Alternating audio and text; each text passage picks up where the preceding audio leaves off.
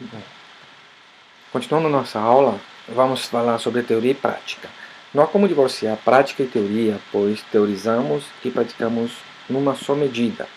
Se sempre adotamos uma prática pedagógica com a produção de texto, por exemplo, e resolvemos mudar essa prática, adotamos uma nova metodologia de trabalho, não fazemos e não deveríamos fazê-lo simplesmente porque julgamos que a prática anterior é antiquada.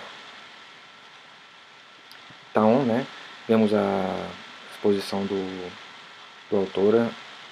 da autora em relação a essa questão, e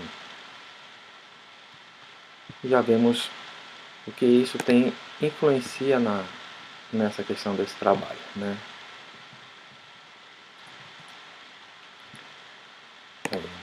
Vamos seguir aqui com a questão do texto, E vamos ver o que isso tem a ver com a questão da... Aqui, ficou melhor. Então, essa é a opinião do autor, Fala sobre essa questão, que também é necessário saber se estava o que estávamos fazendo, porque mudamos, qual o objetivo que queremos alcançar com essa nova prática e principalmente com a teoria e concepção de linguagem que ela subjaz, Então, é outra questão também, no caso que temos que ver em relação à teoria e em relação à prática, na questão da concepção de linguagem. Isso é muito importante saber, E já vamos seguir adiante com mais outro tema,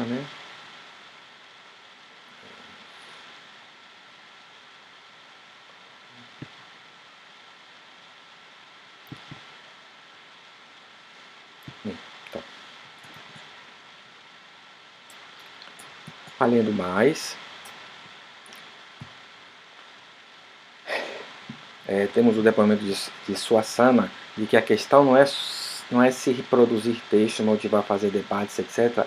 Ainda são práticas viáveis. Uma questão é que o que importa é a concepção de língua que subsai dessas práticas. Silvio Outros também chama a atenção para que isso seja observado com a seguinte declaração. A nossa formação não pode ser considerada só teórica, porque é impossível que se discuta uma teoria sem relacioná-la a uma aplicação. Toda teoria corresponde a uma aplicação em uma realidade que mantém com essa teoria uma estreita relação. Da mesma forma, uma prática não pode ser só prática, como também não é a mera aplicação de uma teoria, pois corresponde em seus vários momentos a revezamentos de teoria. Então, não há uma divisão entre teoria e prática, tanto que, se forçada essa separação, a teoria torna-se uma forma arbitrária e pronta. Então, não é essa a questão. Então, teoria e prática não pode ser desassociada de forma nenhuma.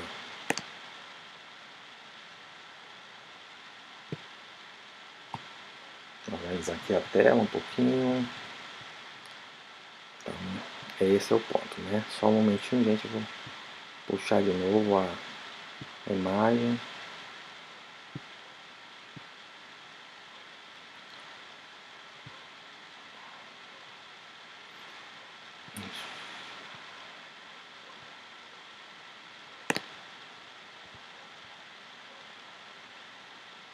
Vamos ter a parte 3, que são as metodologias de ensino e concepções de linguagem.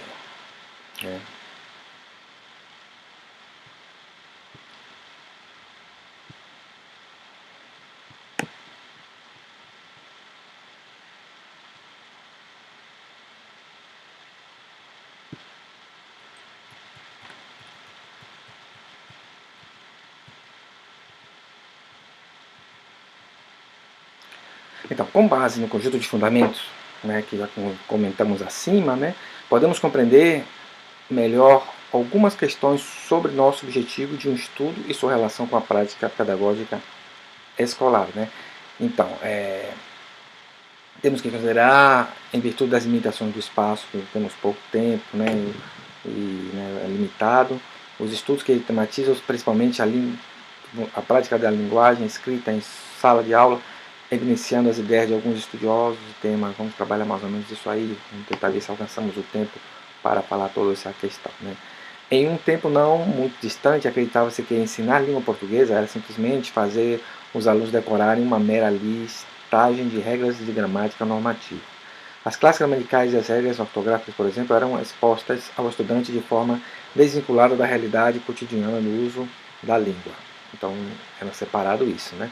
Então, nessa postura, enxergava-se o processo de ensino-aprendizagem apenas sob o ponto de vista, o de ensino, considerando que essa forma de ensinar levasse o aluno a aprender. Então, era muito assim, é mais o ensino assim, era mais unilateral. Então, a postura era o professor ensina e, consequentemente, o aluno aprende. Então, ignorava-se com isso esses dois lados do processo ensino-aprendizagem. Só se preocupava com o ensino antes, né? Então, são duas fases diferentes de uma mesma unidade. Ou seja, que o fato de estar ensinando algo nem sempre significa que o aluno está aprendendo, pois reproduzir o conhecimento é muito diferente de construí-lo e de produzi-lo. Aí está a questão. Então, hoje foca-se em ensino-aprendizagem, antigamente era só ensino. Então, o aluno aprendia como não havia um aprendizado, assim, nesse ensino do professor, não era um aprendizado, uma dupla face, era unicamente, olha, eu estou dando a matéria, aprenda. Deste modo, os conteúdos trabalhados eram ditados pelo livro didático e o texto servia como um pretexto para ensinar a teoria gramatical. As questões de leitura, consequentemente, restringiam-se à mera decodificação ou repetição de que o autor disse. Afinal, o que interessava era o conteúdo, a gramática normativa. A redação servia apenas para que se avaliasse a ortografia e, quando o aluno não apresentava um bom conteúdo, muitas vezes atribuía-se a falha à falta de criatividade, pois esta era tida como inata no indivíduo. Então pressupunha-se que os alunos devessem ter um dom, uma vocação específica para escrever. Resultado, as avaliações dos textos produzidos pelos alunos restringiam-se também à mera correção de problemas ortográficos e de outras questões gramaticais e de critérios totalmente subjetivos no que diz respeito ao conteúdo. Então, o professor avaliador assinalava os erros nas redações e, depois de devolvidas aos alunos, não eram sequer comentadas. Não eram oferecidas assim possibilidade de revisão e reelaboração do texto, pois este era visto como um produto fechado em si mesmo, servido apenas para correção e nota. O professor não o lia e sim o avaliava. As atividades encadeadas em sala de aula não eram transferidas para o processo de leitura e de escrita. Então, em relação aos temas ou aos títulos propostos ou impostos para a redação, quase sempre se repetiam ano após ano, e normalmente associavam-se às datas cívicas e comemorativas. O exercício de redação era artificial, simulado, pois o texto não possuía interlocutor e, portanto, não se configurava de uma relação dialógica.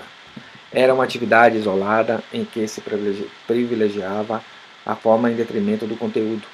O aluno devia mostrar que sabia escrever e, por isso, preenchia a folha em branco com palavras bonitas, agradáveis aos olhos do professor. Apareciam aí os chavões, as frases feitas, os lugares comuns, os clichês e as expressões metafóricas consagradas. A voz do aluno era calada, para em seu lugar emergir a linguagem institucionalizada, já que havia controle e diretividade das ideias, levando-o a uma só interpretação dos fatos valorizados socialmente e que reproduziam a palavra dita pela escola ou as palavras alheias. O professor era visto como o dono da verdade, e os conceitos registrados nos livros didáticos eram tidos como verdades absolutas, imunes às críticas. O conhecimento, enfim, constituía-se como algo pronto e acabado. O aluno, nesse caso, era visto como um ser passivo, um receptáculo do conhecimento que lhe era transmitido, já que o ato de ensinar limitava essa transmissão de informação que deviam ser memorizadas e reproduzidas. Durante muito tempo, acreditou-se nessa prática pedagógica fundamental no ensino tradicional. Tal ensino, no entanto, vem sendo refutado e altamente criticado na medida em que os estudos sobre linguagem se aprofundam, principalmente a partir dos anos 80. Relacionando a prática pedagógica, uma concepção estreita de língua que instaura o trabalho alienado no ensino de português, Leite se posiciona em alto tom da seguinte forma: então, na medida em que a escola recebe o ensino da língua como simples sistema de normas, conjunto de regras gramaticais, visando a produção correta do enunciado comunicativo culto, lança a mão de uma concepção de linguagem como máscara do pensamento que é preciso moldar, tomar para, policiando-a, dominá-la. Por isso, na escola, os alunos não escrevem livremente, fazem redações segundo determinados moldes. Silva e outros também, refletindo sobre a visão da língua que caracterizava o ensino da língua portuguesa e nas escolas do ensino fundamental, apresentam um discurso relevante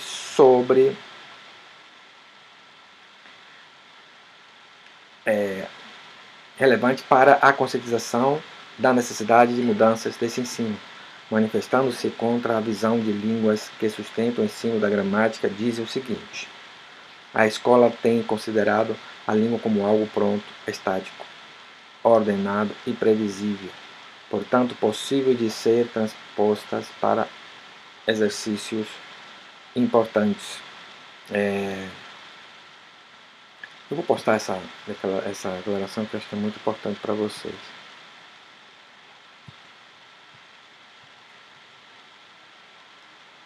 Está a citação. Deixa eu ver.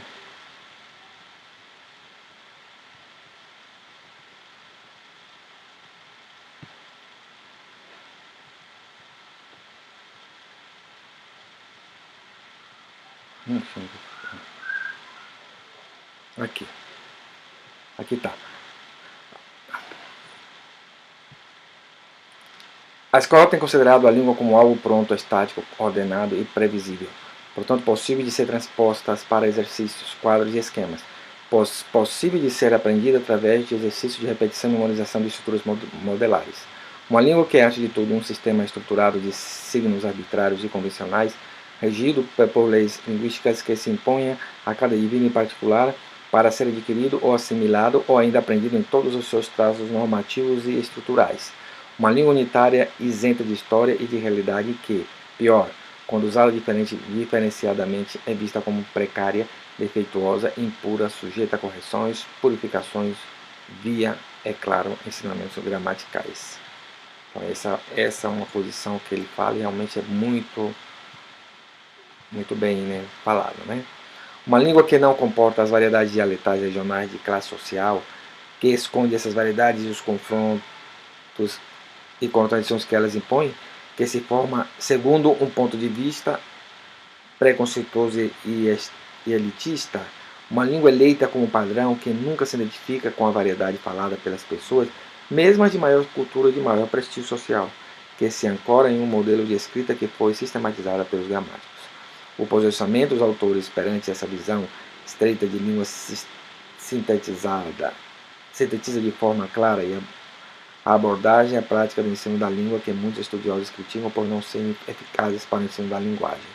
Vale ressaltar ainda que, conforme dizem os autores, é essa visão de língua que interessa à escola ter e difundir por motivos políticos, ideológicos e até mesmo de segurança nacional.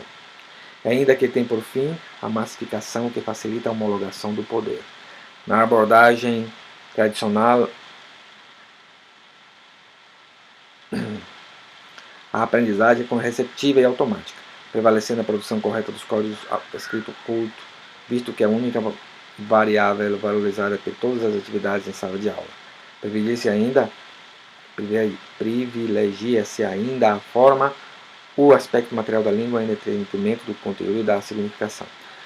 A aprendizagem da forma de expressões, então, se dá com conteúdos totalmente alheios ao grupo social, dando ênfase a modelos a serem reproduzidos e exercitados dentro da escola, preparando o aluno para usar essas expressões fora dela. Então, os comentaristas, sim, que foram, foi comentado aí por eles, explicitando em todos esses processos de ensino, deixa evidente que se entrelaça aí uma concepção que vê na aprendizagem da teoria gramatical a garantia de se chegar ao domínio da língua escrita e uma outra que vê no trabalho com estruturas isoladas da língua a possibilidade de se desenvolver a expressão escrita. Então, estamos referindo-se às duas primeiras concepções de linguagem que foram descritas anteriormente e que levam a práticas pedagógicas do ensino tradicional. Tais visões e práticas foram reconhecidas como propiciadoras do fracasso da escola, pois ficou evidente que o desempenho comunicativo dos alunos na utilização da língua não era promovido. O ensino da língua era limitado ao estudo da língua em si mesma e por si mesma. Logo, não auxiliava a aprendizagem de seus usos em contextos sociais. Uma vasta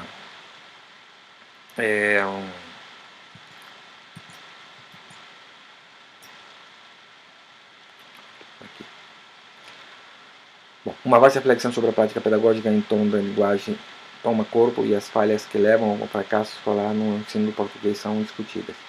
Novas proposições de alternativas e práticas diferenciadas, iluminadas pela concepção internacionalista, começam então a tomar espaço nas pesquisas linguísticas.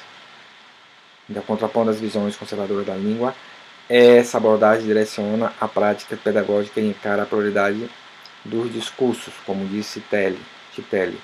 Se o professor pensa o ensino da língua a partir de uma referência interacional, saberá radicalizar o aspecto dialógico e trabalhará em seu discurso como entre vários, no meio dos quais estarão aqueles dos alunos que vivem experiências culturais diferenciadas, que falam sobre o mundo a partir de lugares múltiplos, que operam variáveis linguísticas nem sempre afinadas com a do mestre.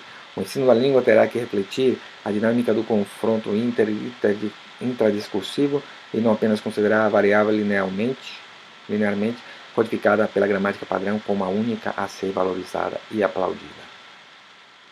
A prática pedagógica nessa perspectiva deixa de ser efetiva dos exercícios contínuos de descrição gramatical de regras e terminologias de formas contextualizadas e especial com vistas ao domínio da norma culta para, em seu lugar, oportunizar ao aluno o domínio das habilidades de uso da língua em situações concretas de interação, de forma a entender e produzir textos e perceber a diferença entre uma forma de expressão e outra. Então, a descrição da língua, nesse sentido, não deixa de ser apresentada, mas ela é feita em momentos contextualizados, colaborando para a melhoria da produção do texto dos alunos, para a adequação dos seus textos aos objetivos pretendidos junto aos interlocutores.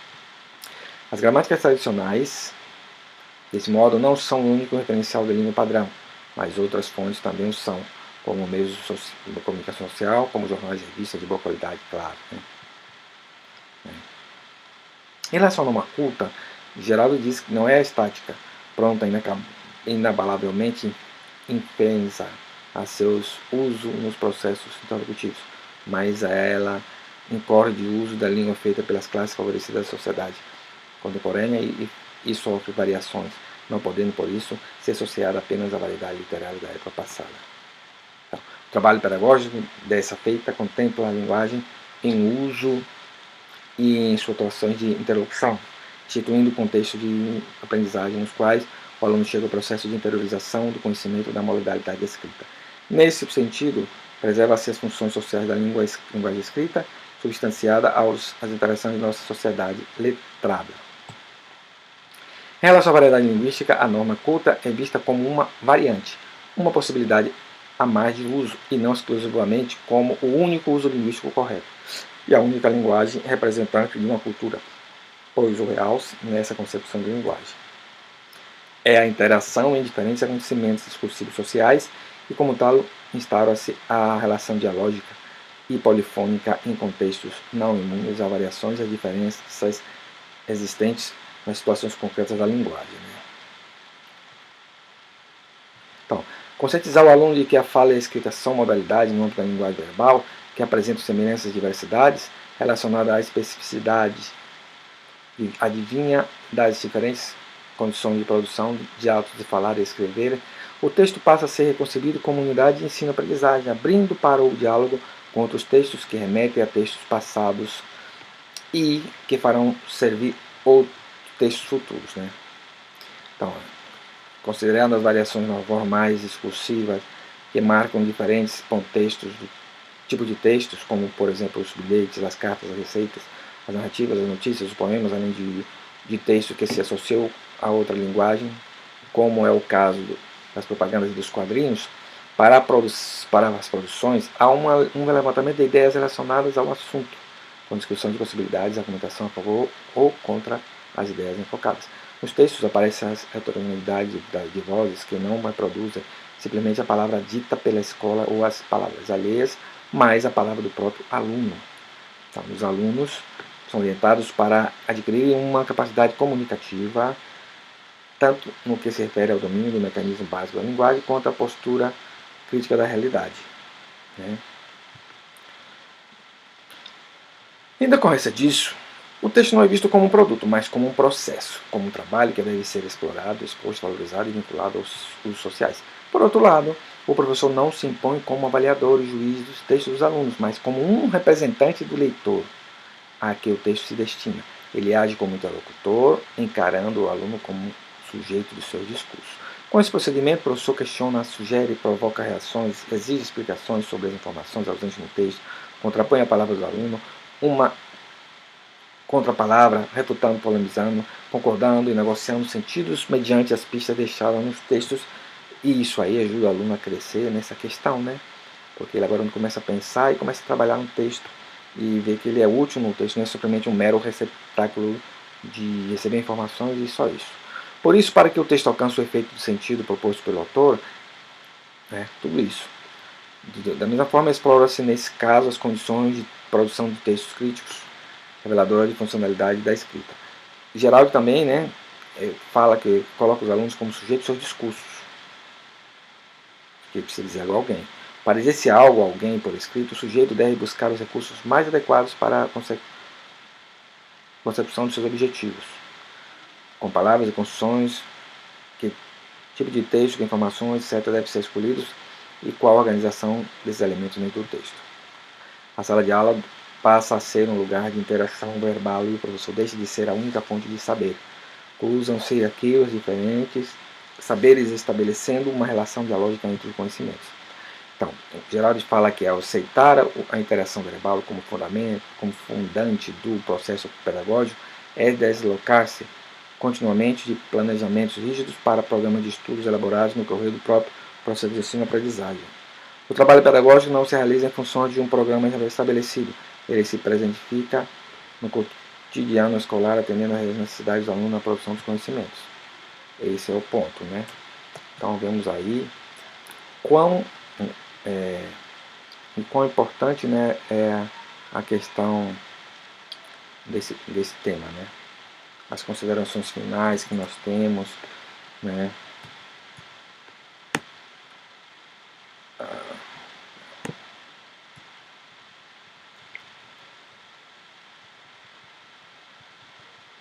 Deixa eu chegar lá no ponto, gente.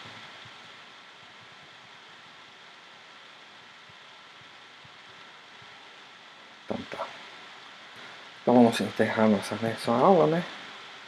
Faz as considerações aí.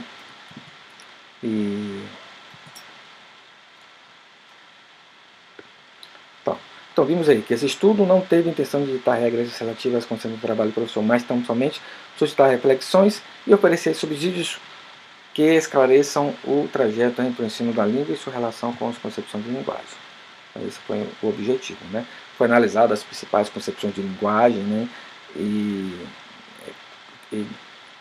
algumas correntes teóricas que é de crucial importância para entender o trabalho do ensino da língua portuguesa em sala de aula. Mas tudo isso cabe ao professor, pois o professor